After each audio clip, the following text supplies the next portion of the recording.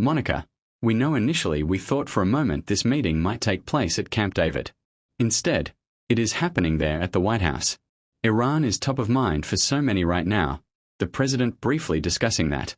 But talk about some of the highlights we've heard so far and some of the remaining questions we have for the president who might take questions from the media before this meeting wraps up. Certainly, Joe. Yes, just up until yesterday, the president had indicated he wanted to hold this meeting at Camp David. And then he said, according to him, due to the weather here in Washington, D.C., that was impossible. So the meeting was moved back to the White House. But maybe they would have a future meeting there.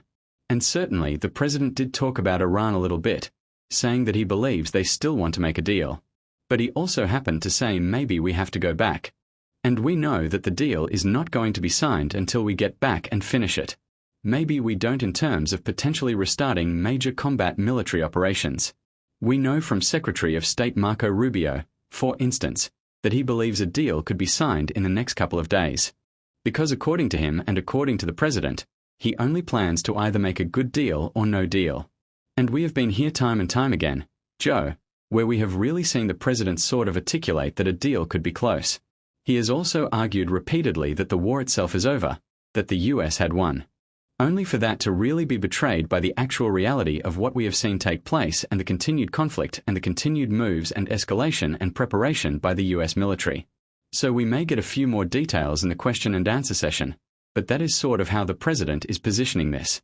And we know earlier today there had been a report from Iranian state media about a draft of a potential memorandum of understanding that could have included some of these details. But the White House is very publicly pushing back on that, saying that it is a complete, quote, fabrication, that there hasn't been anything that has been agreed to.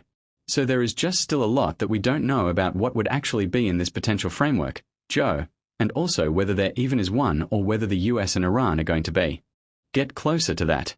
And remember that even if they do get to that kind of a deal, it would then, it seems, kick off, according to officials, a 60-day period in which more intensive negotiations would take place.